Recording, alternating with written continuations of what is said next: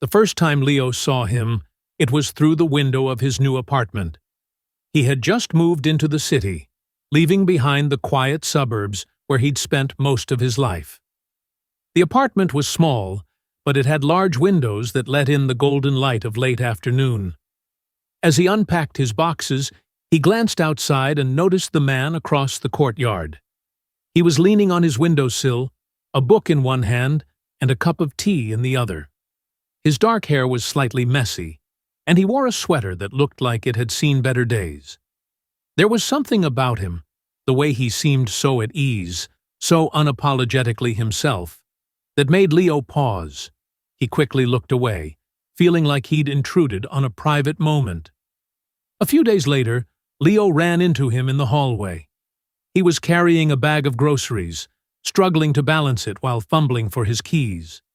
Leo hesitated, then stepped forward. "Need a hand?" he asked. The man looked up, startled, then smiled. "Oh, yeah, thanks." Leo helped him steady the bag, their hands brushing briefly. "I'm Leo, by the way. I just moved in." "Ethan," the man said, his smile widening. "Welcome to the building. It's not much, but it's home." They chatted for a few minutes, and Leo learned that Ethan was a writer who worked from home. He had lived in the building for years and seemed to know everyone. There was a warmth to him that made Leo feel instantly at ease. Over the next few weeks, Leo found himself looking forward to their chance encounters. They started running into each other more often, in the laundry room, at the mailbox, or on the stairs. Each conversation left Leo feeling lighter, like the weight of the world had been lifted, if only for a moment. One evening, Ethan knocked on Leo's door.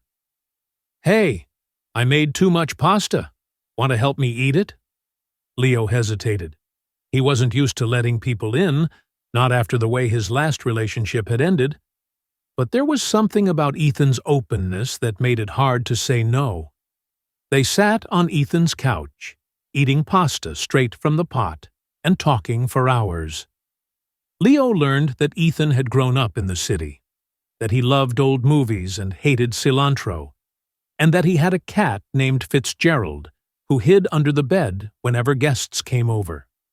In turn, Leo found himself opening up in ways he hadn't in years, sharing stories about his family, his dreams, and his fears. One night, after a particularly long day at work, Leo found himself standing outside Ethan's door. He wasn't sure why he was there. He just knew he needed to see him. Ethan opened the door, concern etched on his face. "Hey, are you okay?" Leo shook his head, tears welling up in his eyes. "I don't know. I needed to see you." Ethan pulled him into a hug, and for the first time in what felt like forever, Leo let himself be held. They stood there for what felt like hours, the silence between them speaking volumes. As the weeks turned into months, their connection deepened. They spent almost every evening together, cooking dinner, watching movies, or just talking. Leo found himself falling for Ethan in a way he hadn't thought possible, but the fear of ruining what they had kept him from saying anything. One night, as they sat on the fire escape watching the city lights, Ethan turned to him. "Leo, can I ask you something?" Leo's heart skipped a beat. "Yeah, of course." Ethan hesitated, then said, "Do you ever feel like there's something between us? Something more than just friendship?" Leo's breath caught in his throat. He looked at Ethan, his heart pounding. "Yeah," he whispered, "I do." Ethan reached for his hand, their fingers intertwining. "Me too."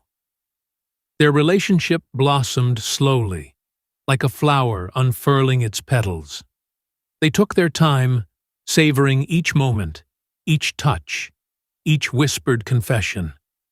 It wasn't always easy.